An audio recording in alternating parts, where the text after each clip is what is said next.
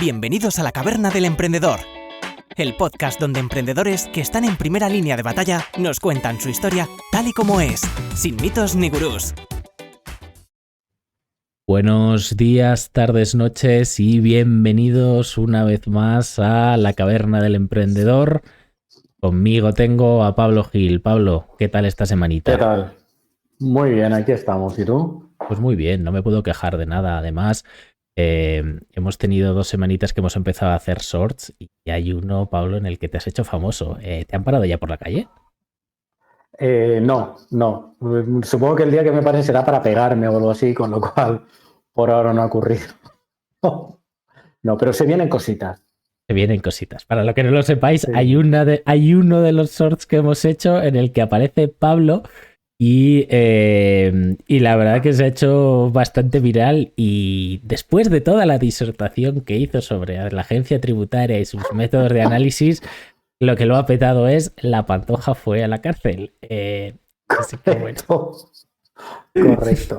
Así que bueno, pues ya está. Ahora mismo hay un montón de gente, decenas de miles de personas pensando que este programa habla de temas del corazón con la Pantoja fue a la cárcel y por qué fue a la cárcel. Exacto. Ya está. Y un montón de comentarios de política de por qué Griñán no, por qué Zaplana no, etcétera, etcétera, etcétera. Así que ya estamos aprendiendo cómo van las redes sociales desde la Caverna del Emprendedor. Bueno, antes que nada, saludar a nuestros seguidores en el chat, que hoy están muy activos. Hay mucha fanbase de Alberto Bordeje, en ese chat. A mí me han dicho que te conocen a ti también, personalmente. Quizá por así eso que te apoyan a ti. Pero sí, tenemos ahí el chat activado. Para los que nos estéis viendo en podcast, pues bueno, podéis dejarnos comentarios a posteriori, intentaremos responderos, pero lo interesante es para los que estéis tú, en el emprendedor, que es @cavernapodcast.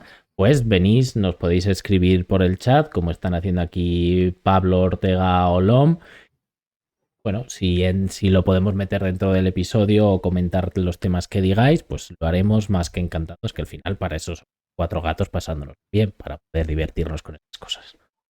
Correcto.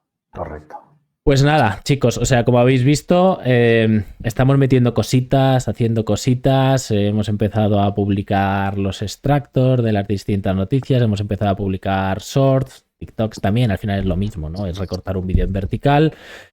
Entonces, bueno, pues estamos ahí dándole poquito a poquito vueltas a esto, a ver si cada día gusta más a la gente. Y además, como veis, tengo un nuevo escenario. Espero que no explote todo esto, porque estoy emitiendo desde un pueblo de 10 personas con el internet del móvil y con la cámara del móvil a la vez, así que espero que ni arda nada, ni explote nada. De momento parece que la señal y todo está estable. Ya veremos, Pablo, si me pierdo, ya sabes cuál es la razón. Despliegue de medios en la Caverna del Emprendedor, ¿eh? O sea, aquí no se escatiman gastos. No. Aquí... ¿Es ese móvil que te tuvieron que limpiar en la Apple Store? Es el móvil que me tuvieron que limpiar en la Apple Store, pero no te preocupes que no uso ni el micrófono ni el altavoz, que es lo que estaba lleno de mierda. Me tranquiliza.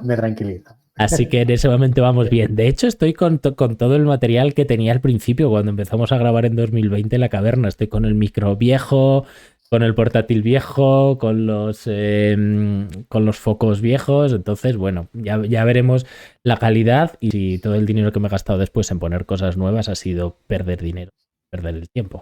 Si la calidad es la misma, habrá sido esto. Así que nada, chicos, ¿te parece, Pablo, que vayamos ya con la primera de las 3 noticias que tenemos para hoy? Perfecto. Por supuesto. Bueno, el Banco Central Europeo ha decidido iniciar la denominada fase de preparación del nuevo euro digital. Un euro digital, una fase que dará comienzo el 1 de noviembre y que tiene una duración prevista de 2 años, ¿vale? El nuevo dinero virtual no estará listo hasta 2026 como mínimo, y eso sí lo aprueban, pero el objetivo del Banco Central Europeo y de los legisladores europeos, si finalmente se aprueba, es que sirva tanto para hacer pagos online como offline, ofreciendo, según ellos, un elevado nivel de privacidad. El euro digital, ¿eh? Fíjate, para José Carlos, nuestro amigo el trader de los bitcoins, esto le va a gustar. ¿Podemos hablar de que el Banco Central Europeo está holdeando? El Banco Central Europeo va a holdear. ¿Podemos hablar de eso? ¿Va a holdear? Bueno, no, de hecho yo creo que va a vender. Los que holdearán seremos los que tengamos su euro digital. A él nos deberá Correcto. dinero a nosotros. Va a vendernos en corto el euro digital. A ver, a mí, con todo el respeto de José Carlos, que si existiera estaría bien que pusiera algo en el chat, pero con todo el respeto de José Carlos, creo que es un movimiento interesante porque probablemente parte, o sea, en el Bitcoin y las criptomonedas, las subidas de valor, las bajadas de valor, entiendo que tienen mucho que ver con la especulación, ¿no? O sea, mucha gente se metió a invertir en cripto porque estaba subiendo o porque mostraba tendencias alcistas muy potentes. Me gustaría ver cómo se comporta un activo que sí tienes muy claro que es una moneda y para qué sirve. Y cuándo se puede usar y cuándo no. O sea, sería la criptomoneda, digamos, oficialista. Pero creo que abre un escenario muy interesante, ¿no? Sí, a ver, yo lo que entiendo para los que igual os suene a chino, que es el euro digital, o sea, lo que yo he estado mirando y revisando para entender a qué se refiere, ¿vale? Porque por definición no puede ser una criptomoneda como el Bitcoin si lo emite un banco central único, ¿vale? Entonces, a lo que se refieren es a usar el blockchain. El blockchain es básicamente una tecnología en el cual muchos ordenadores se ponen de acuerdo en que una transacción ha existido y luego no se puede deshacer, o sea, no hay un ente centralizado que pueda decir tú tienes este dinero, tú tienes otro, sino que eso está escrito como si fuese en piedra para que lo escuchemos y no se puede borrar. Entonces el Banco Central Europeo lo que quiere crear son tener como un monedero oficial, aunque luego los bancos puedan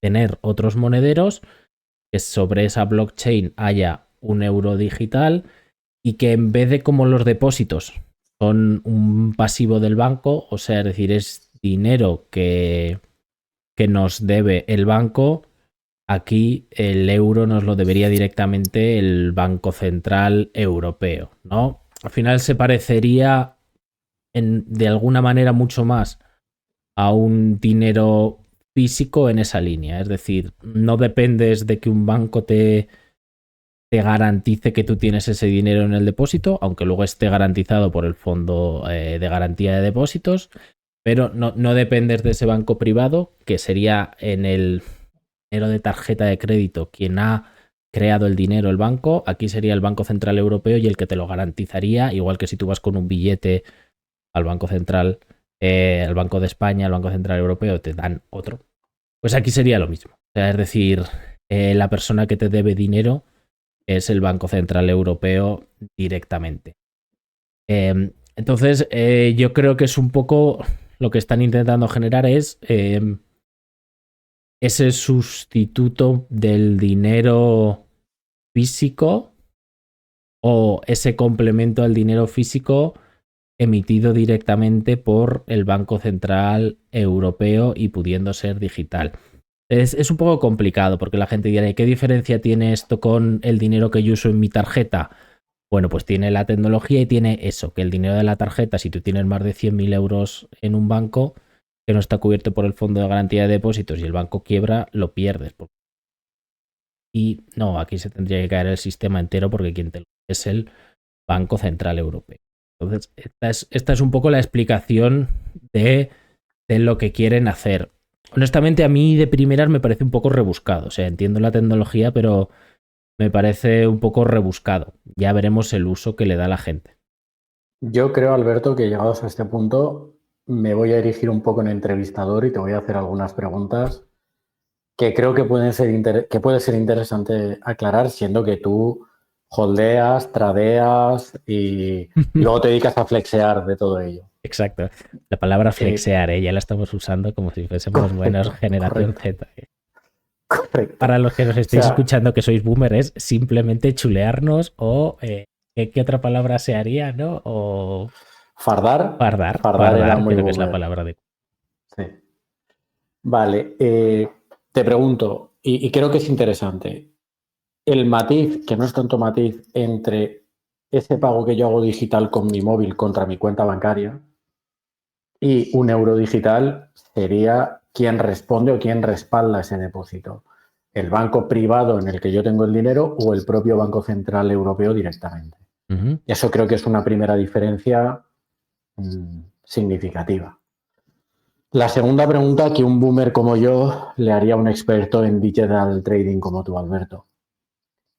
O sea, menos mal que no está José Carlos aquí, si no me mataría. Sí, a ver, es que está en conocimiento del medio esta tarde, entonces Vale, no, sí, claro. No podemos contar con él, está ahí en los salesianos. ¿Cómo puedo usar yo una criptomoneda, bien sea un Bitcoin o el euro digital, offline? A ver, con offline no creo que en ningún caso se refieran a que lo hagas sin internet. Se refieren a que lo hagas en una tienda física. Igual que utilizas un datáfono cuando pagas con tarjeta, pues aquí sería algo similar. O sea, tendrías que tener una aplicación en el móvil o algo parecido y el negocio tendría que tener otra aplicación que fuese de monedero que le permitiese cobrar. En este momento esto ya se puede hacer con Bitcoin, aunque en la realidad no lo haga nadie.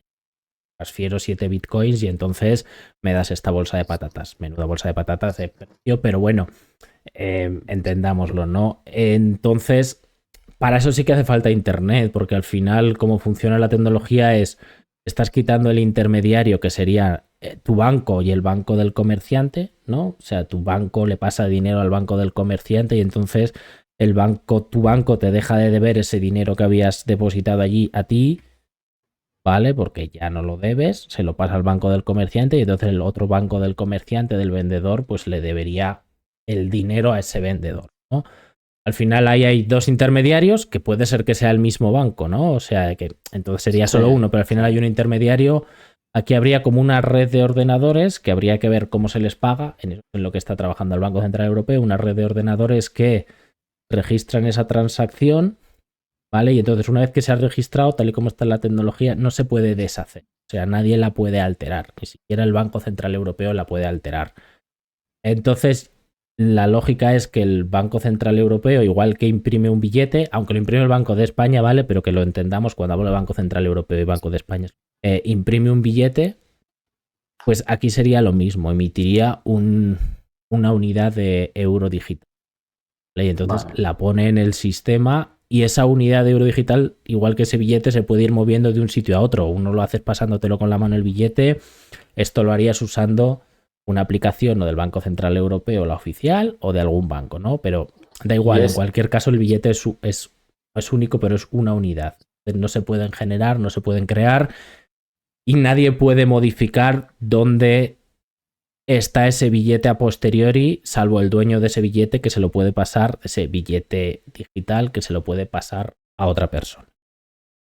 Luego es la tecnología blockchain la que te garantiza la singularidad de esa unidad monetaria, de ese euro digital o ese Bitcoin o ese Luna, ¿no? Correcto.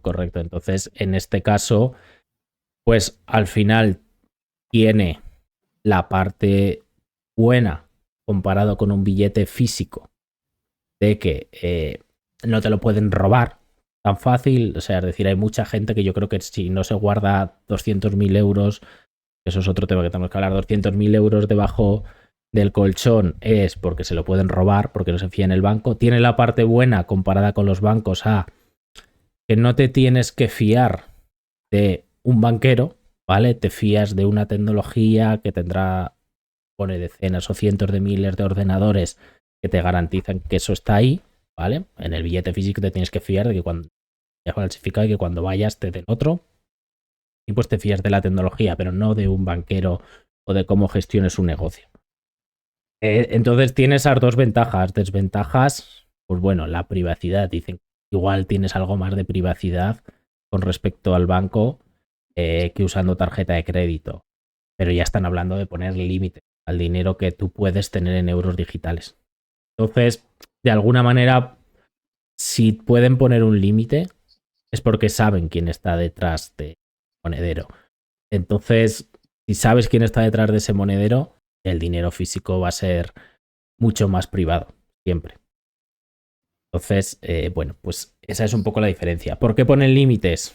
Podríamos entrar en un montón de cosas, ¿no? Pero básicamente yo creo que es por no cargarse el sistema financiero. ¿Vale? La gente se fía poco de los bancos y al fiarse... Cosa que no entiendo. Cosa comprensible hasta cierto punto, ¿no? Entonces, claro, hasta ahora, ¿qué alternativa tenías si no querías tener un banco? Pues tener una caja fuerte en tu casa, con el dinero. Total, el banco en depósitos no me dan nada, pues o en la caja fuerte en mi casa, pero en tu casa te lo pueden robar. Entonces, igual la gente tenía menos miedo a tener un depósito en el banco hasta 100.000 euros a tener 100.000 euros en casa, ¿no? ¿Qué es lo que pasa? Que con el euro digital, en principio, el Banco Central directamente te está garantizando todo, ¿vale? Y tampoco te lo pueden robar fácil. Entonces quieren poner un límite porque si no vas a meter mucha presión a los bancos a que suban la remuneración de sus depósitos. Sino mucha gente que ve que confía en la tecnología y que en sus depósitos no le van a dar un duro en cuanto haya unos años de euro digital, va a decir, pues para tener 200.000 euros en el banco lo tengo en esta tecnología blockchain. Entonces de repente puedes reventar el sistema financiero. Hay soluciones a eso, ¿vale? Pero creo que al no final está por la limitación. No dejaría de ser un reset como ha habido en otras, no sé cómo acabará, pero no dejaría de ser un reset como ha habido en otros momentos de la historia. O sea, hay una época en la que el dinero físico, el papel moneda, estaba respaldado por oro. Un billete representaba una determinada cantidad de oro. A nivel anecdótico, pensemos en la moneda británica, la libra. La libra lo que representa es una libra de oro. En un momento determinado, cuando eso queda, por así decirlo, obsoleto, o la velocidad que coge la economía y el comercio y todos los movimientos económicos, hacen que ya no sea necesario ese respaldo, y lo que sostiene a las monedas a día de hoy es el común acuerdo y la confianza. Cuando nosotros vamos a un sitio y pagamos algo con un billete de 10 euros, es porque tanto el que entrega el billete como el que lo recibe tienen la confianza y el común acuerdo de darle a ese billete un determinado valor económico. Pero detrás no hay nada más que eso. Un billete, una moneda, un bizum no son más que el reflejo de un acuerdo social en el que hemos dado una medida económica a determinadas unidades de pago. Y ya está. De hecho, hay una cosa graciosa que la gente explota en la cabeza. ¿Cómo te garantiza el Banco Central Europeo tu euro? El euro, o sea, el billete de 5 euros que tienes en tu cartera. Te lo garantiza dándote con un billete de 5 euros. Entonces, si en cualquier momento dado la gente deja de confiar en eso, pues tampoco es que haya nada por debajo más allá de un sistema basado en deuda. De hecho, fíjate, hay una historia muy graciosa, que es que yo fui a Irlanda del Norte, fuimos allí cuando yo vivía en Inglaterra, y allí quien emite los billetes son los bancos privados. Es decir, la libra que has comentado, quien emite también tienes libras emitidas por el Banco de Inglaterra, pero en Irlanda del Norte bancos privados emiten billetes de libras y lo usan para pagar entre ellos, o por lo menos hasta hace 5 años era así. Entonces nosotros luego volvimos a Inglaterra con esos billetes que nos habían ido devolviendo mientras nosotros pagábamos con las libras normales, y nos miraban raro, lo analizaban, preguntaban a los encargados de los bares si los podían recoger, y cuando les decían que sí, era un pueblo muy grande donde volvimos a intentar pagar con estos billetes, cuando decían que sí, ok, entonces lo aceptaban. Entonces ahí yo me di cuenta de decir, ostras, es que en verdad si no te lo aceptan, ¿de qué te sirve este papel, no? Totalmente, totalmente. O sea, es que al final el verdadero soporte es la confianza. Entonces, y el común acuerdo. Entonces, al final es gracioso, pero en ese momento es en el que te das cuenta, vale, yo tengo un papel que me ha costado trabajar X para tenerlo, que eran 10, 20, 50 libras, lo que sean. Me supongo que yo con estas 50 libras puedo comprar X cervezas, pero como las ha emitido un banco privado de Irlanda y ahora estoy en Inglaterra, tengo que esperar a que el encargado del bar diga que se fía de ese billete para poder yo usar mi dinero. Si el encargado del bar o si todos los encargados de todos los bares de Inglaterra hubiesen dicho que se dejan de fiar de esas libras emitidas, yo me habría quedado sin nada por el trabajo, es decir, tendría un papel mojado. Entonces, al final, todo el sistema se basa en la confianza y ahí, aunque yo lo sabía de antes, ahí es cuando me di cuenta. Totalmente. Yo, por contar una experiencia, este verano estuve en Albania de viaje. Albania no es un país zona euro. Albania es un país, ni siquiera es Unión Europea. En Albania circula el euro. Pero no ya solo que en un restaurante o en un bar te dejen pagar en euros y luego el dueño del restaurante o del bar te vaya al banco y lo ingrese y como además te ve cara de turista, te sube el precio para compensar la comisión que le van a cobrar. Es que la gente ya está dejando de cambiar los euros. O sea, la moneda local de Albania es el leque. La gente está dejando de cambiarle para funcionar el leque. Porque saben que incluso entre los en la economía doméstica el euro también circula. Entonces, aún es en formato físico, no creo que sea posible pagar las nóminas por transferencia a trabajadores de una empresa albanesa en euros, pero el dueño del restaurante ya no va corriendo al banco a cambiarlo, se lo queda, porque sabe que al siguiente que venga le puede dar el cambio en euros. Entonces, al final, en la práctica, en Albania hay dos divisas conviviendo. Y eso solo se produce porque la gente tiene confianza en el euro, en el papel y la moneda física euro. Y eso es lo que sostiene una divisa. Entonces, yo creo que lo que está haciendo, porque lo entendamos todos, o sea, lo que está haciendo el Banco Central Europeo ahora, primero han hecho una fase de análisis. El principal efecto que han detectado, por lo que yo he visto, es este potencial problema de financiación de los bancos, es decir, que esos depósitos que tú ahora vas e ingresas tu nómina en el banco y entonces el banco te debe ese dinero, pero que lo usa para prestar, generando así dinero, pues que eso desaparezca en gran cantidad. ¿Por qué? Pues porque, oye, si el euro digital genera la misma confianza que el euro físico, pero sin el riesgo de que te lo roben, porque es ese riesgo en principio, si la tecnología blockchain está bien implementada, desaparecería, y más en un sistema en el que saben de quién es la cartera, o sea, de qué DNI, qué número de pasaporte es esa cuenta o ese monedero. Claro, entonces, de repente los incentivos a tener depósitos, por lo menos a tipo de interés cero, pues prácticamente desaparecen entre toda esa gente que se fíe del euro digital como sustituto al euro físico.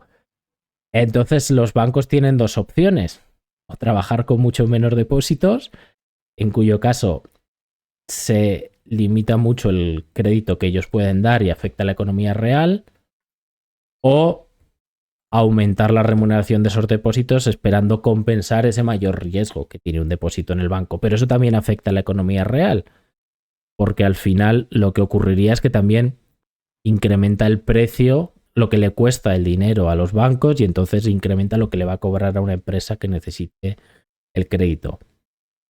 Al final hay dos formas de solucionar esto. La primera es limitar esta opción, que creo que es el problema que van a optar, o sea, limitar la opción de cuánto euro digital cada persona puede tener, de manera que se use como medio de pago, pero no como un almacenamiento de valor. ¿Vale? Creo que van a optar por eso. Se han hablado de 3.000 euros. La verdad es que me parecería ridículo que solo pudiésemos tener 3.000 euros en un monedero. Pero claro, eso sí que no afectaría en nada a los depósitos, porque si solo puedes tener 3.000 euros por persona, pues bueno, afectaría a muy poco porcentaje de los depósitos totales.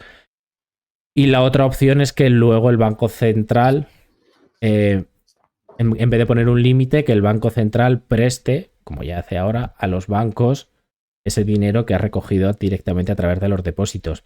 Esto también puede generar un problema, o se habla de que puede generar un problema de ineficiencia, porque el Banco Central tampoco tiene por qué saber a qué bancos dejarles esto. Igual no es el más adecuado de saber a qué bancos dejarles y cuánto dinero, ¿no?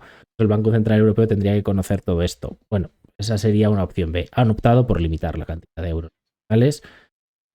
Y Hasta 2026 no sabremos qué pasa, pero también hay que tener en cuenta para todo el mundo que esto no está aprobado legislativamente. Se están preparando, pero igual luego el Parlamento Europeo, quien le corresponda, dice, oye, olvidaros de euro digital, que aquí vamos a seguir con las monedas de oro y los papeles.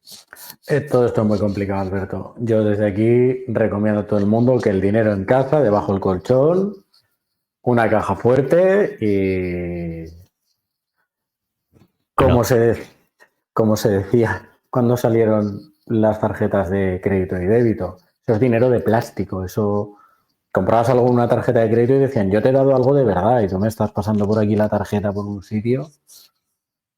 Bueno, ahora pagas con el reloj, o sea que con el reloj, con el móvil, esto ya se nos ha ido de las manos, macho. Totalmente. El dinero en casa, que se pueda ver, tocar y en el bolsillo con una pinza. Debajo del suelo, dentro del colchón, que luego cuando se muere la abuela te preguntan, ¿pero qué habéis hecho con el colchón? Lo hemos tirado. ¡Ay, madre mía, madre mía, madre mía! Que había 50 millones de pesetas ahí en el colchón ya comidos por las ratas. Exacto, que ahora ya el banco, hay que decirlo, el Banco de España creo que ya no admite cambio de pesetas a euros. Pues sinceramente no tengo ni idea. Pero bueno, entiendo que en algún momento tendría que parar de admitir. Bueno, Pablo, ¿qué opinas si tocamos el siguiente tema si no tienes nada que añadir de este? Para mí está todo claro. Genial. Vale, muy interesante. Amazon anuncia la incorporación de un robot bípedo humanoide que se llama Digit al ejército de más de 600.000 robots que trabajan en sus almacenes. Y aunque Amazon, por supuesto, lo niega, la gente está empezando a dudar de si lo que está haciendo es sustituir a las personas por estos robots en sus procesos. A ver, no hay mucho que especular. Está sustituyendo a las personas por estos robots en sus procesos. Aunque mientras crezca lo pueda ocultar, pero bueno. Llegan los roboces. Creo que ese es el titular. Llegan los roboces, nos invaden. Correcto, o sea, Amazon ya hace 10 años empezó también, ha salido otra noticia de que en 2024 en Italia y en el Reino Unido va a empezar a hacer deliveries, entregas, zonas remotas, con drones, más robots. Si vemos una instalación de Amazon, que creo que sí que se pueden ir a visitarlas, al final cuando tú llegas allí ves unos robots que son como unas cucarachas que levantan las estanterías y las mueven de un lado a otro. Ahora tienen robots que te eligen la caja según el tipo de pedido y se la ponen a la persona que las prepara al lado. Es decir, cada vez está eso más automatizado y requiere de menos personal. Y Amazon está avanzando mucho en este aspecto.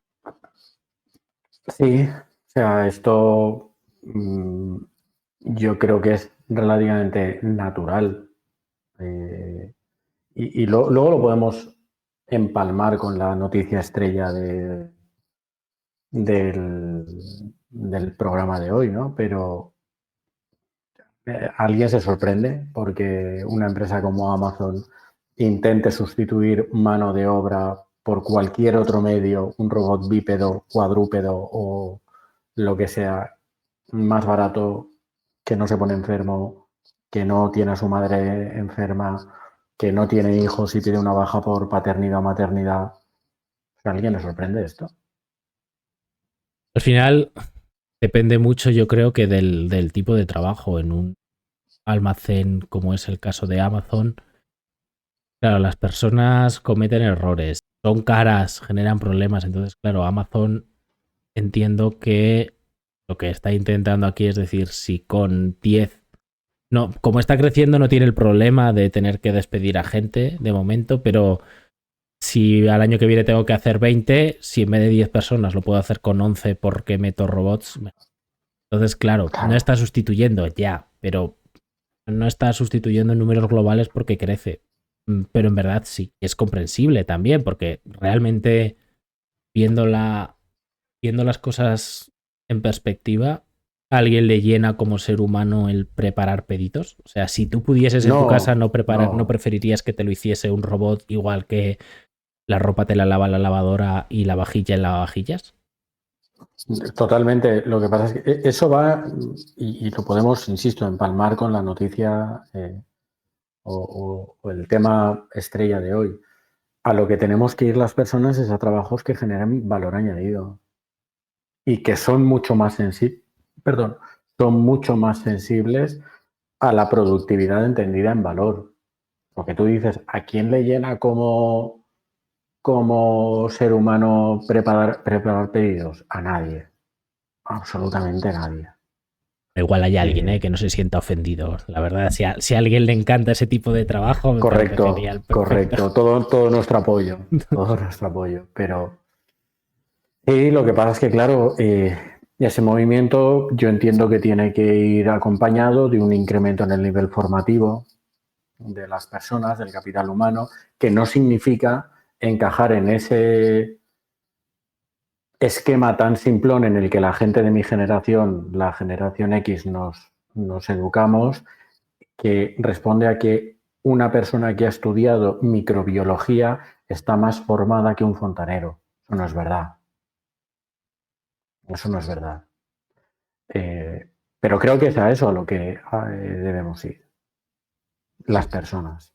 Yo entiendo que también, y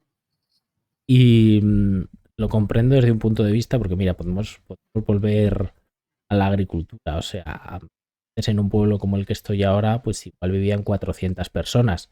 Dices tú, qué pena, ahora se ha despoblado y viven 10. Ya.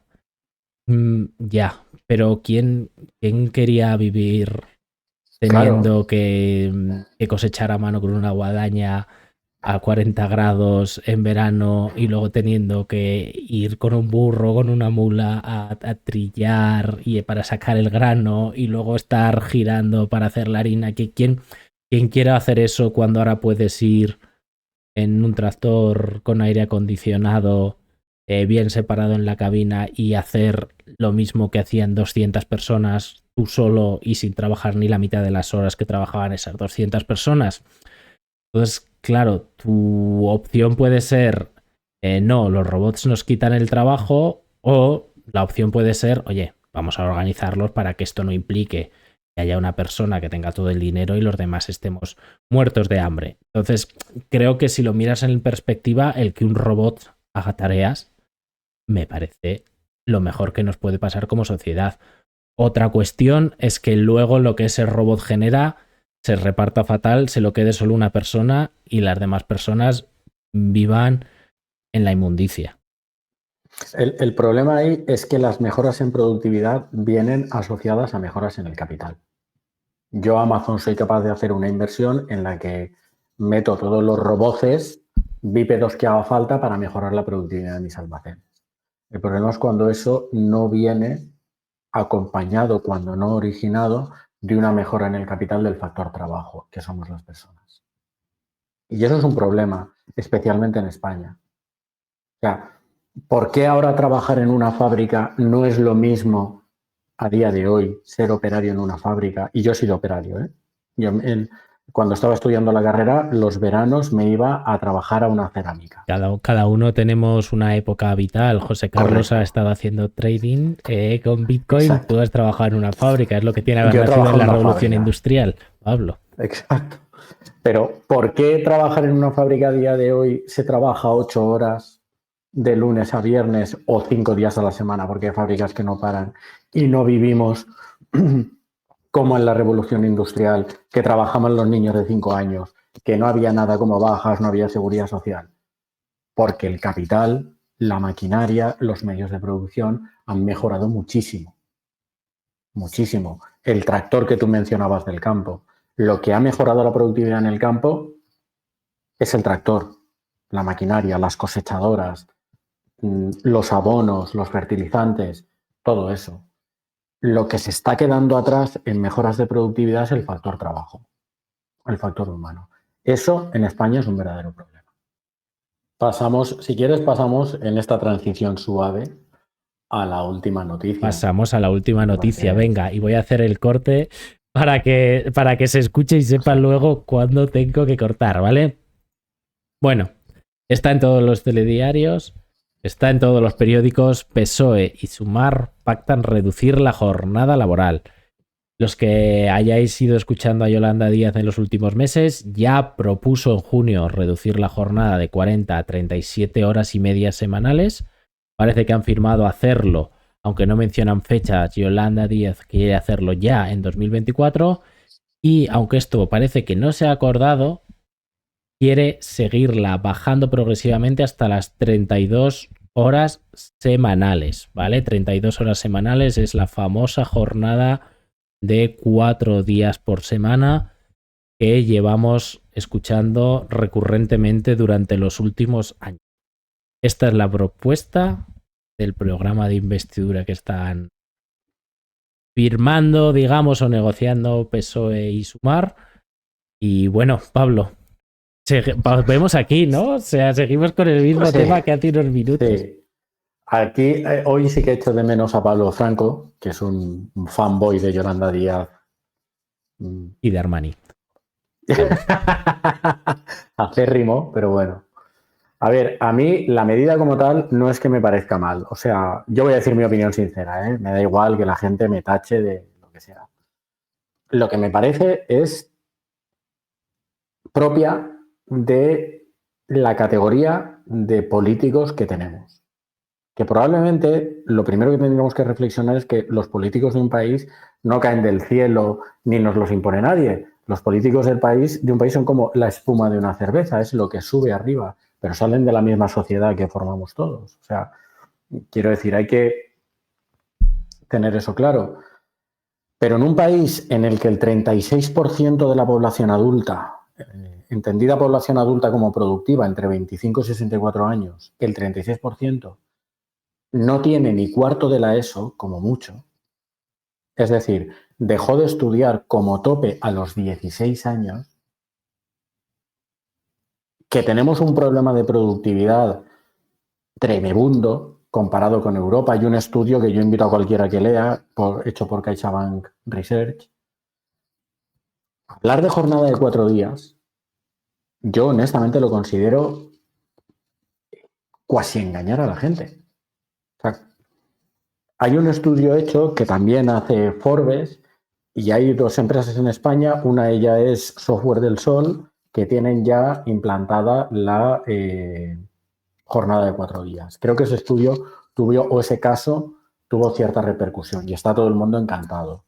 Claro, pero Software del Sol es una empresa donde todo el mundo que trabaja es muy cualificado, con unos medios productivos en lo que a tecnologías de la información de primerísimo nivel y con una capacidad de gestión del tiempo por esos 2 factores muy importante. Ahí es muy fácil, entre comillas, aunque no le quiero quitar ningún mérito a la iniciativa de Software del Sol, pero es más fácil implantar una jornada de 4 días.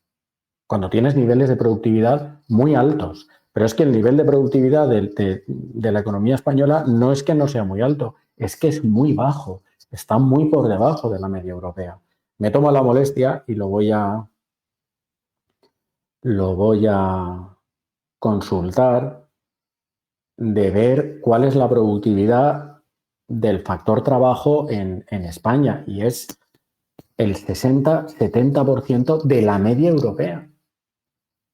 Entonces, ¿qué transmitimos a la gente? No, sí, jornada laboral de 4 días.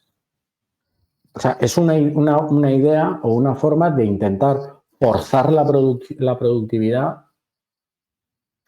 por hechos consumados. Como te voy a prohibir trabajar más de 32 horas a la semana, te tendrás que buscar la vida, ¿no? No, es que es algo que no acabo de entender. A ver, yo entiendo el concepto. Creo que tiene todo el sentido del mundo que digan, oye, podemos trabajar menos porque las cosas van bien, vamos a trabajar menos, pero es que no puedo estar más de acuerdo contigo en que al final esto no es algo analizado, sino es una propuesta política como se hace todo, solo buscando el rédito político y ale, lo metemos. Claro. Y no es que ya estos políticos no hayan dirigido o trabajado, siquiera trabajado en una privada, sino que es que probablemente no hayan trabajado en la vida más que en un partido político o en una universidad. Entonces, lo que están un poco planteando es venga, pues a todo el mundo vamos a ponerle una jornada de 4 días o de 37 horas y media, sin filtrar por sectores, sin filtrar por necesidades, sin filtrar por cualificación, sin filtrar por nada. O sea, entonces, claro, al final es una ley que se va a poder aplicar o no, pues no lo sé. O sea, si yo la lógica la veo, la entiendo, me parece genial y me encantaría que se hiciese. Pero claro, la manera de implementarlo es, oye, vamos a hacerlo y ya está. Vamos a hacerlo y ya está. Joder, a ver, al final en España ya hay casi tantas personas cobrando del Estado una nómina o renta o pensión como trabajando en el sector privado, que son los que al final generan esos impuestos para pagar renta. Hay cada vez más deuda, cada vez se debe más dinero, cada vez hay menos gente, menos niños para pagar eso. Dentro de poco van a ser el doble los que extraen de impuestos que los que pagan impuestos. Entonces, ¿qué sentido tiene? Simplemente nos engañamos porque queremos ganar las siguientes elecciones en vez de simplemente hacer un análisis realista de qué se puede hacer. Y que yo estoy encantado. O sea, yo creo que hay muchas empresas que lo pueden hacer, como tú dices, del sol, y yo lo haría cuanto antes. O sea, es decir, oye, si en 4 días puedes hacer lo que haces en 5 sin perder productividad, es que es una estupidez tanto para la empresa como para el trabajador que tú estés 5 días. Ay, no sé qué sentido tiene un empresario diciendo, oye, esta persona me produce 100 en 4 días y 100 en 5 días. ¿Para qué lo quieres tener el quinto día? Si es solo más gasto y una responsabilidad para ti. Lo tengo completamente claro. Mira, en el chat nos dice LOM, dice, el concepto no es malo, el error es aplicar en España. Estoy de acuerdo. ¿Por qué? Porque en España lo que yo creo que necesitaríamos es una inversión, una reforma del sistema educativo, un reenfoque de la inversión de forma correcta para que dentro de 15 o 20 años la siguiente generación, o 40 años, porque la primera no lo vas a conseguir del todo, necesitarás 2 generaciones. El trabajador medio en España sea mucho más productivo. Pero ¿qué pasa? Que dentro de 15 o 20 años cualquiera, y ya no distingo por ideología, cualquiera de los políticos que a día de hoy está en primera fila, políticamente, no físicamente, pero políticamente va a estar muerto y enterrado. Entonces, dentro de 20 años, ese político no va a recoger el rédito de esa reforma o de esa medida, lo va a recoger ahora. Entonces, la medida necesitan que sea, o desde un punto de vista político, necesitan que sea cortoplacista para tener el resultado ya. Entonces, en un país donde la mayoría de los votantes son asalariados, pensionistas o funcionarios, esa medida es muy rentable políticamente. Muy rentable. Así es. Y al final también es un tema porque en el 80% de los trabajos que no son cualificados, porque alguien que esté en una máquina, si esa máquina no cambia y está 4 días en vez de 5, pues produce 4 días en vez de 5, produce el 80% de lo de antes. Si tú le mantienes el sueldo, como están diciendo, ¿qué es lo que ocurre? Pues que de repente, como no puedes poner aranceles, pues lo que se produce en Portugal, lo que se produce en Italia, lo que se produce en Marruecos, pues va a ser más barato al final, porque, bueno, pues estás produciendo, pues has hecho menos productiva la economía española. Entonces, de repente, pues de repente hay menos actividad, hay menos trabajo. Claro, entonces, al final igual justo lo que consigues es lo contrario. Es que la gente se cabree porque le has quitado el trabajo. Entonces tampoco entiendo mucho de que no hagan un análisis, que yo entiendo que tiene cosas positivas, por supuesto que tiene muchas cosas positivas, reducir las jornadas, pero siempre me falta que nos expliquen realmente los pros y los contras de las cosas, que se lo expliquen a la gente, que lo vendan solo como esto es buenísimo para los trabajadores y para la conciliación. Bueno, buenísimo para ciertos trabajadores, para otros igual es el despido y para otros igual pues es otras condiciones que, bueno, porque son diferentes, claro. O sea, es buenísimo, bueno, depende. Es que lo comparan mucho, y yo eso lo he oído mencionar, con que la jornada de 40 horas viene de la revolución industrial. y que no podemos tener la misma jornada laboral que hace, pues no sé, 130, 140 años que se dio la primera revolución industrial en Reino Unido. Perfecto, eso es cierto. Ese razonamiento es cierto. Pero ¿cuánto ha cambiado la mano de obra desde la revolución industrial? Se ha erradicado prácticamente el analfabetismo y poco más. Es decir, con todos mis respetos y con todo mi cariño. ¿Qué nivel formativo tiene una persona que ha estudiado hasta los 14 o los 15 años? Pues no lo sé. A ver, al final es complicado. Nosotros queremos que la economía crezca, que cada vez tengamos más haciendo menos, y es comprensible, pero a la vez el tener más no cuadra con todos los objetivos de cambio climático. Queremos el hacer menos, pero tampoco queremos tomar las decisiones que implicarían poder producir más por menos, que sería pues más capital físico y capital humano, o sea, invertir más en educación, invertir mucho más en inversiones de capital físico en vez de en gasto corriente, que es lo que está haciendo el Estado, invertir en gasto corriente, o sea, ahorrar hoy para tenerlo mañana. Entonces implicaría gastar menos ahora. Entonces, claro, o sea, ¿qué es lo que queremos? O sea, si queremos invertir para poder trabajar menos en el futuro, pues tenemos que gastar menos ahora, pero no. Las pensiones tienen que subir, Claro. Los sueldos tienen que subir, las cosas tienen que subir. Entonces tendremos que gastar menos ahora y tendremos que gastar más en educación y menos en otras cosas. Pero eso no lo queremos hacer.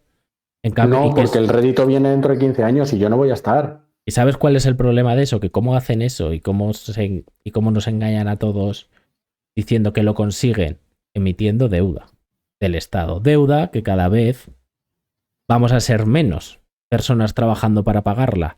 Entonces, únicamente lo que va a pasar es que todo explote de aquí a unos años. Hemos vivido ahora muy bien, ale. Ya no nuestros hijos, porque es que nosotros nos lo vamos a comer. Cuando intentemos cobrar pensiones, no sé con qué dinero, quién le va a prestar a España para cobrar pensiones. Además, hay que abandonar ciertos conceptos, y lo decía al principio de esta noticia, completamente arcaicos que perduran en nuestra sociedad. Es decir, a nosotros siempre nos gusta compararnos y siempre ponemos a Alemania como el prototipo de país cuasi perfecto en lo económico. Alemania, cuando acaba la Segunda Guerra Mundial en 1945, es un solar. O sea, es un solar, literalmente un solar. 20 o 25 años después, ya es una potencia económica. Otros 20 o 25 años después, ya es una potencia mundial. Los médicos alemanes no son mejores que los españoles. Los ingenieros alemanes no son mejores que los españoles. ¿Quién ha levantado la industria alemana? ¿Quién ha hecho que los Mercedes y los BMWs y el producto alemán industrial en general haya tenido durante tantos años el prestigio que ha tenido? Los operarios que estaban trabajando en una fábrica. La gente que estudiaba una formación profesional en Alemania. Esos sí que son realmente buenos. A eso es a lo que iba con la analogía con la que he estudiado microbiología. Yo pertenezco a una generación a la que se nos surgió sí o sí a ir a la universidad. Y daba un poco igual lo que estudiaras. O sea, daba un poco igual, pero tenías que ir a la universidad. Yo pertenezco a una generación en la que cuando tú estabas, lo que entonces era educación general básica, que ahora es primaria, si suspendías o eras tonto, ibas a FP. FP era un cajón desastre donde iba la gente que por lo que fuera no estaba funcionando a nivel de calificaciones en el sistema educativo. O sea, la gente que va a la universidad en España no es gracias al sistema educativo, es gente que ha conseguido sobrevivir al sistema educativo. Y acostumbrado a ese trago, cuando llegas a ser médico, evidentemente eres muy bueno. Y siempre se dice que es que en España exportamos talento, perdemos el talento. Pues será porque la gente cualificada aquí es muy buena y es valorada fuera. Y nuestro tejido empresarial e industrial no los puede absorber. Pero el tejido empresarial e industrial se sustenta en la productividad en el proceso productivo, en el que debe participar gente cualificada para ese puesto de trabajo, que no es lo mismo que sacar todos sobresalientes y buenas notas y que las monjitas o los curas del colegio concertado en el que ha estudiado un grandísimo porcentaje de la gente te dijeran que eras muy bueno. O sea, Es un esquema completamente arcaico que estamos pagando ahora. Tú decías, es importante que al operario le pongan una máquina que sea más productiva para poder trabajar 4 días y producir lo mismo en lugar de 5. Ese operario, para manejar esa máquina que es más rápida, probablemente más compleja y tecnológicamente más avanzada, va a tener que estar más cualificado. Va a tener que estar más cualificado. Y no hace falta que sea siendo ingeniero de telecomunicaciones. Probablemente sea con una formación profesional. El problema es que hemos llegado a un punto, yo creo en España, en el cual ya hay más votantes de gente que le debe su forma de vida al Estado de los que pagan al Estado. Entonces, al final, ¿qué es lo que pasa? Si tú haces las medidas que les interesan a los pensionistas, si haces las medidas que les interesan a los funcionarios, si hacen las medidas que les interesan a los estudiantes, a los autónomos y a los trabajadores normales, te lo puede cepillar, que da igual. O sea, es decir, te da exactamente igual, tú ya tienes los votos. Entonces, llega un punto en el que dices tú, vale, si es que no a un político que va a estar 4 años no le interesa invertir en el futuro. Es mejor cambiar la ley educativa cada 4 años para marcarte tu punto como hacen, que pensar en cómo va a estar el país dentro de 20 años y en lo que necesita. Es mejor subir las pensiones un 2% que pensar que eso va a implicar que dentro de 20 años esto va a explotar.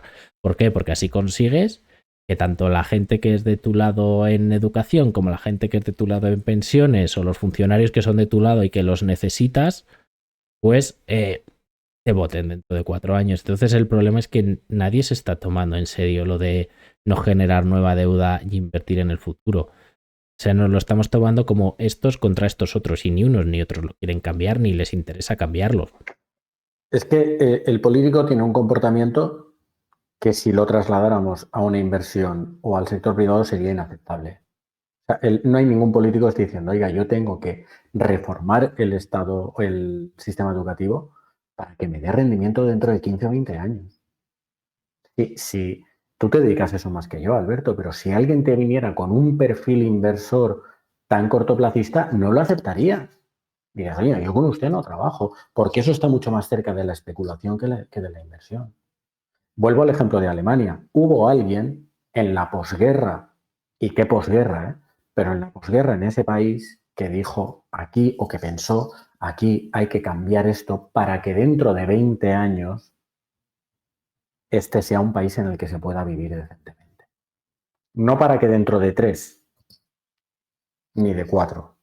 Entonces, la amplitud de miras de nuestros políticos es esa. O sea, yo cuando he visto o vi los debates de la campaña electoral el verano pasado, llegué a sentir verdadera vergüenza ajena y verdadera vergüenza de todo. O sea, de todo en general.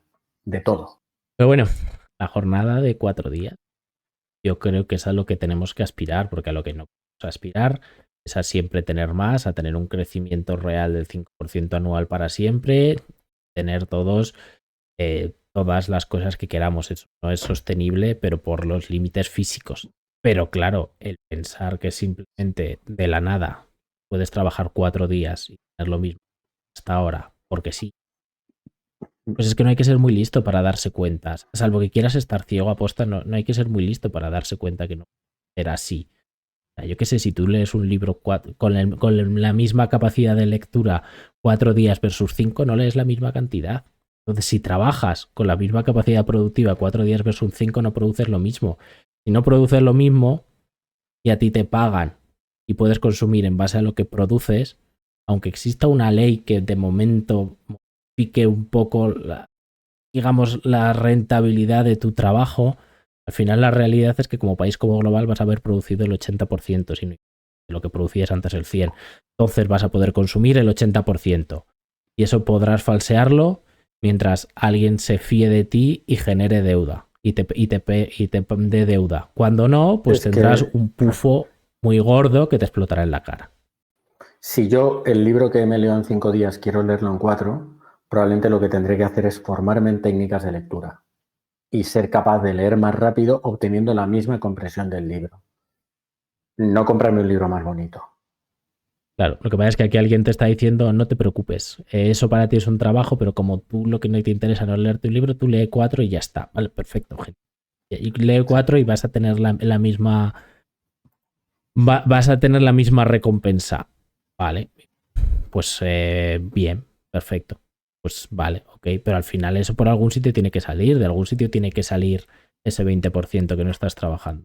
Sí, porque al final la historia se centra en lo que tú dices, no leas 5 días, lee 4. Y nosotros vamos a forzar de forma artificial a que tu recompensa por leer 4 en lugar de 5 sea exactamente la misma. Pues has descuadrado el asunto por algún lado. Entonces, o una de dos, o pagas la recompensa de 4 en vez de 5, eso también es perfectamente válido y si estuviésemos hablando de eso estaría 100% de acuerdo, es una decisión personal de cada uno, no creo que debéis imponerlo el Estado, pero oye, yo quiero trabajar 4 en vez de 5. Pero claro, lo demás es simplemente engañarnos, es decir, ese 20% que vais a dejar de trabajar, pues bueno, ¿quién nos dará? El Banco Central Europeo, que hemos hablado antes, nos dará deuda para que nosotros podamos compensarlo. Las empresas asumirán lo que puedan asumir. Cuando estén mal y empiecen a cerrar, pues ya daremos subvenciones para que no cierran, porque entonces se lían. Entonces ya hay más personas todavía, dependiendo del estado, que van a que paguen. Y al final, es que no sé, al final me huele todo a... quiero gente pobre a la que le doy limosna para que dependa de mí y así me siga votando porque depende de mí. En vez de gente que entiende o que intenta entender un poco el razonamiento de por qué las cosas son como son. Nos van a cancelar por todos los lados. Si sobrevivimos a la pantoja. Pero sí, poco que sí. Sobreviviremos a esto. Sí, pero es la sensación que te da es que es una medida sin ningún fundamento robusto detrás o debajo, mejor dicho. Sí, es más, le debo un favor a estos políticos, da igual cómo lo hayan hecho. A mí lo que me interesa claro, es que ahora, a día de hoy, trabajo menos y cobro lo mismo. Y luego dices, claro, es que hay países como Noruega, que ya tiene, creo que son 4 días ya lo que se trabaja, países nórdicos, Alemania, 37 horas y media, pero claro, son los países más productivos del mundo. Y nosotros somos el menos productivo de Europa. O sea, no podemos pretender trasladar eso de forma tan automática o tan directa. Bueno, entonces, si lo hacemos, me parece bien, con sí, ayudas públicas o lo que sea, que nos va a costar deuda y que dentro de 30 años, cuando queráis pagar pensiones, pues en vez de tener el 200% de deuda pública, pues tendremos el 400%. Entonces nos van a dejar de dar dinero X años antes y va a explotar todo X años antes. Entonces, pues ya está. Oye, hemos decidido que el barco se hunda. Perfecto. Sí, completamente. Es que además a la gente se le transmite deliberadamente mal el mensaje. Es decir, hace unos años se tomó una medida con la que yo estoy absolutamente de acuerdo, que es que los becarios coticen a la Seguridad Social. Y eso no podría estar más de acuerdo.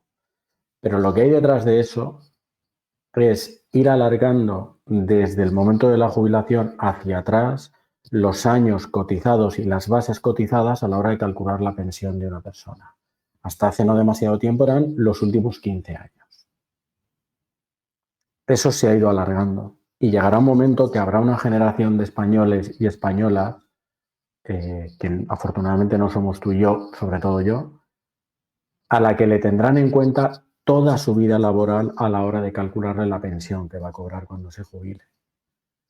Si tienen en cuenta lo que cobraste cuando fuiste becario y cotizabas por nada, lo que vas a cobrar es una pensión muy baja. Y esa es una forma implícita y sin necesidad de anuncio de bajar las pensiones. Pero claro, no puedes salir y decir voy a bajar las pensiones porque la gente se tira a la calle y empieza a quemar contenedores. Lo que voy a hacer es ir cambiando el método de cálculo, o mejor dicho, ampliándolo, para que te salga una pensión más baja. Es así de sencillo. Y ese es el problema. Por aquí nos ponen en el chat Argentina 2.0. Pues honestamente, un poco cada vez más sí. Porque al final el mensaje que estás dando, no conozco muy bien la política de Argentina, ¿no? Pero Yo creo que Argentina 2.0 no, porque nuestra política monetaria, que es lo que ha llevado a Argentina a la más absoluta ruina, no depende de nosotros, depende del Banco Central Europeo. bueno, no depende hasta que la líes tanto que te tengan que echar, ¿sabes? O que sea insostenible, Sí. como estuvo a punto de pasarle a Grecia, ¿no? Pero al final es un poco, no sé, se transmite desde todos los lados, ¿eh? El mensaje de que el dinero público no es de nadie, de que las cosas que da el Estado, sanidad, etcétera, es gratis y de que al final es todo un reparto de le quito al empresario y le doy al trabajador y unos contra otros, en vez de intentar entender o explicar a la gente y hacer un análisis de, oye, ¿por qué pasa esto? Puede que haya casos en los que la gente se esté aprovechando del trabajador, por supuesto. Puede que haya casos en el que algo no funcione bien, por supuesto. Pero no lo sé, yo veo a la gente simplemente enrocada de yo soy de este lado y entonces esto es bueno porque le quito al otro y no veo a nadie diciendo, oye, ¿y por qué no hacemos un análisis, una prueba piloto en un sitio, analizamos la productividad de lo que pasaría en este sector con esta empresa, con este tipo de empresas y vemos los si me he ciudadanos equivocado no o lo no? estamos reclamando. Los ciudadanos no reclamamos eso para ir a votar. Claro, pero igual tendría sentido, ¿no? Oye, pues me voy a un pueblo de Andalucía y cojo y aquí cuatro días a la semana durante X tiempo. Luego ya compensaré y analizas y ves tu política cómo funciona y dirás, ostras, pues mira, en las empresas de servicios funciona muy bien, pero ostras, nos hemos cargado la industrial y el turismo. Ya está, pues perfecto. Oye, señor político, soy yo político X, me he equivocado. Creo que tenemos que tirar por aquí. Yo qué sé, no sé, yo creo que es la forma de hacer las cosas, ¿no? Pero nada, lo que está reclamando la gente es buscar un culpable, sea quien sea, ponerle nombre llamativo a ese culpable, bien sea un fondo buitre o bien sea lo que sea, ya está. O sea, intentar despersonalizar todo lo posible a ese culpable y... Yo creo que las cosas en este país pasan por una mejora de la productividad importante. Y eso no pasa a día de hoy, a corto plazo, por una jornada de 4 días. Tampoco creo que eso nos convierta en Argentina, porque nuestro peor momento como economía, que podríamos situar entre 2010-2012, el peor momento de la historia de España en su economía, está muy por encima, muchas veces, del mejor momento de la historia de Argentina. O sea, eso no lo considero un escenario factible. También te digo, si eso genera candidatos a presidente que salen con una motosierra encendida, como sale Milei, yo igual estaría dispuesto a aceptarlo, ¿eh? Pero bueno. Bueno, no saquemos aquí bandos, pero bueno, también es verdad que en este caso, o sea, yo no conozco suficiente a Argentina. Aquí en España tampoco creo que lo hayan hecho bien, tampoco creo que el sistema esté diseñado de una forma que permita a gente muy preparada participar con posibilidades, ¿no? O sea, creo que se premia mucho más el ser fiel a la gente de tu partido y no disentir de ninguna de las maneras. Entonces, al final, honestamente, te acabas teniendo gente, pues eso, sabe muy bien seguir una doctrina, no gente que tenga un pensamiento y un análisis crítico. Entonces, lo que tienes son políticas de un bando o de otro. Los políticos están empezando a tratarnos, o llevan ya un tiempo tratándonos, como una red clientelar. O sea, el votante es un cliente al que hay que satisfacer o al que hay que venderle el producto. Y hay veces que venderle un producto al cliente está relacionado con que el cliente se quede contento, no con que tú le hayas entregado a cambio de su dinero o en este caso su voto lo que necesitaba. Es que es muy difícil que alguien de 65 años o 60 años te compre el que tú digas, oye, es que tenemos que bajar las pensiones porque si no esto va a explotar. Es muy difícil que tú a los funcionarios antes de unas elecciones les digas, oye, es que de todo el temas administrativos tenemos 3 millones de personas y si metiésemos tecnología, pues igual con 1 millón de personas hay 2 millones de funcionarios que sobráis. Entonces lo mejor para el país es que os vayáis a la calle. A medio plazo vender todo eso. Es imposible, sobre todo porque nadie presenta un plan a largo plazo. Nadie dice, es que ahora vamos a pasar por esto que va a ser un trago para luego llegar a otra cosa. Yo, para prepararme este programa, estuve viendo las conclusiones o los resultados de la jornada de 4 días que se implantó el mes de abril pasado aquí en Valencia, que se implantó en el sector público, que ahí es mucho más fácil. Todo son, pues, vivencias de los afectados, ¿no? Pues yo esos 4 días tuve más tiempo para estar con mis hijos, tuve más tiempo para no sé qué, pero nadie dice, o yo no he sido capaz de encontrar, y si alguien en el chat es capaz de indicármelo, yo se lo agradecería, pero yo no he sido capaz de encontrar ningún estudio sobre esa experiencia piloto que hable de la agencia tributaria fue capaz de gestionar el mismo número de expedientes en 4 días, la sanidad no se resintió, no sé si me explico, algo que mide la productividad del trabajo. Y luego también lo están vendiendo como esto ha sido un experimento ultracontrolado. Por público, 3 días que tenías ya de vacaciones, has puesto un cuarto y en un mes a ver qué pasa y que me cuenten cosas a los periodistas. Que has quitado de otro, claro, un 4 que has quitado de otra parte. Pues eso no es un experimento de una semana de 4 días. Eso no es un experimento bien preparado. No tiene sentido y en un mes la mitad de las cosas no las puedes ver. Entonces al final es como, mira, hemos hecho este experimento. A ver, por lo menos les doy mis enhorabuenas que por lo menos han utilizado la palabra experimento, ¿no? Que ya vamos por lo bueno. Ahora vamos a hacer un experimento de verdad. O sea, vamos a analizarlo de verdad. Porque eso solo lo han hecho como un producto de marketing. Hemos hecho este experimento y fíjate qué contenta está la gente. Ya, pero si eso es obvio, o sea, para eso no necesitas gastarte un duro para para preguntarle a una persona, oye, vas a estar más contenta si trabajas 4 días en vez de... Te lo digo yo. Sin que tengas que hacer un experimento de un mes, ya te lo adelanto yo. Es complicado. Ese experimento tendría más sentido o creo que sería más realista en un mes de semanas de 4 días, no estando el resto de la economía parada porque es festivo.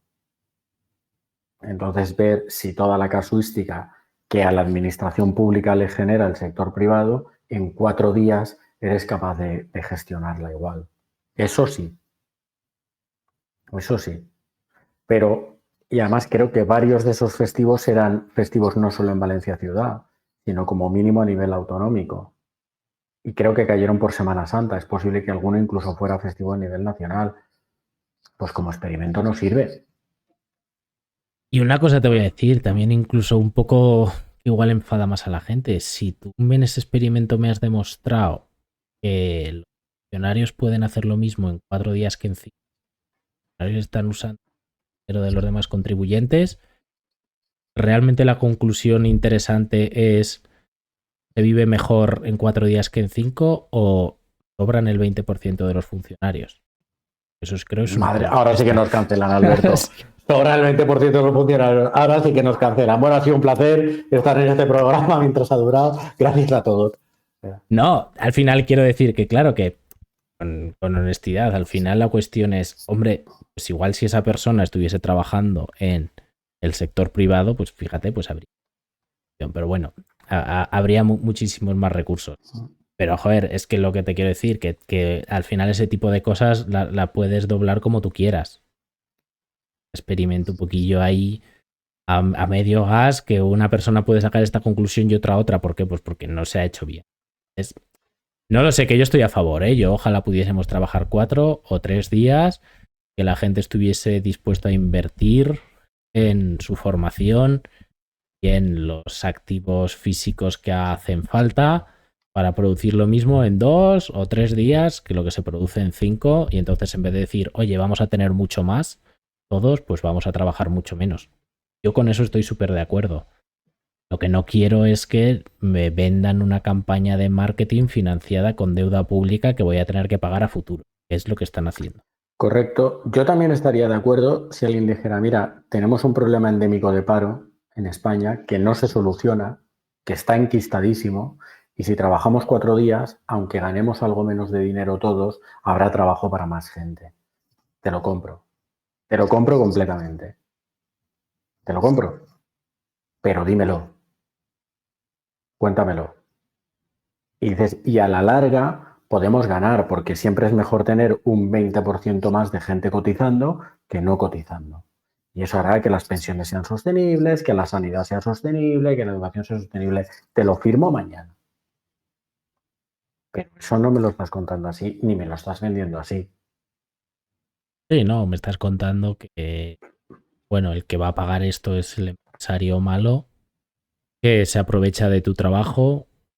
¿Cómo se Es que devuelve? eso es la visión cortoplacista trasladada al sector privado de un empresario, de alguien que vende algo. Me entra un cliente por la puerta y no tiene por qué ser físicamente y yo lo que quiero es cerrar esa venta como sea y encasquetarle este producto y mañana ya veremos lo que pasa.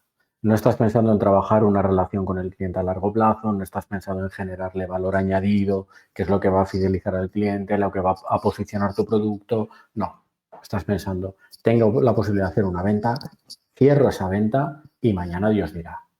Pero es que es incluso peor, porque le haces esa venta a crédito y luego ya se lo pedirás si te lo puede pagar, que no te lo puede pagar. Exacto. Ni siquiera lo haces con Exacto. dinero que tienes, se lo haces metiéndole en un pufo al futuro. En un pufo que no pagará ni él, que pagarán sus hijos. ¿Sabes? Oye, fírmame que tu hijo me pagará esto que te estoy vendiendo ahora. Y además escondido que le estás diciendo eso, no le explicas que eso pasa. Espero que el short que saques de todo esto sea Alberto Bordeje dice que sobra el 20% de los funcionarios. Espero que sea Ya el que veremos. saques. Yo creo que ese nos matan, al final. O sea, es decir, ese short no lo podemos sacar, tío. A ver, si nos matan los funcionarios, solo tenemos que estar seguros de 8 a 3, que es cuando trabajan. A partir de las 3 de la igual. Bueno, de 8 a 3, ten en cuenta que si dan a almorzar entre las 11 y las 2. Realmente es cuando está el peligro. Solo tenemos que quedarnos, esto es como en la purga, ¿no? Solo tenemos que quedarnos en casa en los momentos que trabajan y... Exacto. Bueno, espero que no haya nadie de los que os está viendo sea funcionario. Es todo una broma, es un cachondeo, la verdad. Igual. Correcto. De lo de que sobra Todo el nuestro respeto. 20%. Pero bueno, o sea, al final es un poco llevar al absurdo y simplificar, pues, algo que yo creo que nos están explicando, o sea, o que nos están vendiendo como si fuésemos niños, en vez de explicarnos qué son las partes buenas y cuáles son las partes malas de esta medida y que es completamente válido. Reducir la jornada me parecería lo más adecuado, pero tenemos que entender los pros y los contras, o sea, a lo que renunciamos por trabajar menos. Ya está. O sea, no es gratis. Ya está. El único resumen es que nada es gratis aquí. Que lo pague otra persona no implica que sea gratis. Así que bueno, no sé, Pablo, si quieres añadir algo más de este tema. Es que es complicado porque tampoco sabemos qué es lo que va a pasar, porque no sabemos muy bien si van a llegar a algo, si esto es simplemente una firma porque ya están desesperados, si es, bueno, de cara a las elecciones vamos a poner estas medidas para que cuando las repitamos de nuevo, pues sepan de qué pie cojeamos y la gente nos vota. No lo sé, es algo un poco raro. A mí, bueno, pues mi opinión personal, esto ya no hablo de hechos, hablo de mi opinión personal, es lo que me viene generando el sector público desde hace ya mucho tiempo. Pues me tendré que adaptar. Me han subido la cuota de autónomos no sé cuántas veces. Si ahora me imponen esto, pues no habrá otra forma o no habrá más remedio que adaptarse, ¿no? Y fíjate tú, yo sinceramente sí que creo que en servicios como los que prestamos nosotros, si te organizas bien y haces las cosas bien, puedes mantener el sueldo trabajando 4 días siempre y cuando los clientes te permitan entender que no vas a responderles el viernes. En estos servicios sí, lo veo mucho más complicado para un bar, para una fábrica. Vamos a volver al principio. Yo tengo gente trabajando en nuestra empresa de la que estoy orgullosísimo y son súper productivos. ¿Por qué? Tienen grado, máster, formación a todos los niveles. Es gente muy productiva, muy cualificada. Para nosotros puede ser un trastorno, pero es relativamente fácil adaptarse a eso. Relativamente fácil. Pero volvemos a lo de software del sol, consultoras, gente En el estudio de Forbes mencionaban que un sector tremendamente productivo es el marketing, pero es que el marketing no se mide por la capacidad de producción, se mide por el talento puro que tiene la persona que se dedica al marketing o las personas que se dedican al marketing, que son capaces de generar campañas publicitarias maravillosas. O sea, a mí la publicidad, hay veces que me pongo en YouTube recopilatorios de anuncios porque disfruto viendo la creatividad que hay detrás de eso. ¿A esta gente qué le vas a contar tú de la jornada de 4 días o de productividad? Gente que tiene un talento en muchos casos superlativo.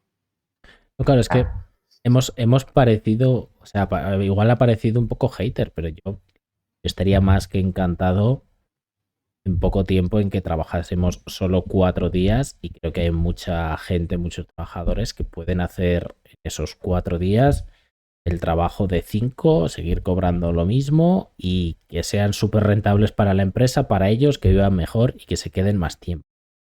Eso lo veo bien.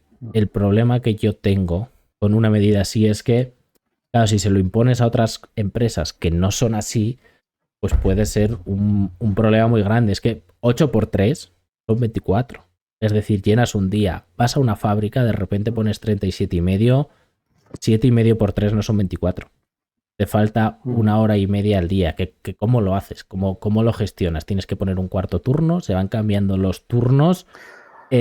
Son cosas en las que yo no creo que ninguno de los políticos esté pensando más allá del titular, en decir, no, vale, ¿y en una fábrica qué? ¿Qué pasa? Pues yo voy a esa fábrica, solución, y le doy una subvención para que invierta en una maquinaria más eficiente, más rápida. Porque la máquina no puede parar. Al final, la máquina, tú esa máquina no la puedes parar, entonces 24 horas tiene que estar. Entonces, ¿qué haces? A ver, pues haces turnos de 6. O haces 37,5 horas. O sea, podría haber soluciones, pero no creo que estén pensando en esas soluciones, en esa situación. No, y si seguimos con las subvenciones, porque la Unión Europea es un país, una unidad económica cuyo funcionamiento es recaudar impuestos para volver a meter en la economía a través de subvenciones o bonificaciones, yo le doy una subvención a esa fábrica para que compre una máquina un 20% más rápida y que su producción no se resienta.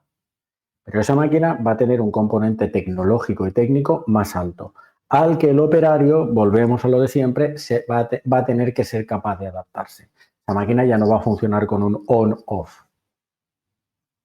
Entonces, ¿ese operario está preparado para eso?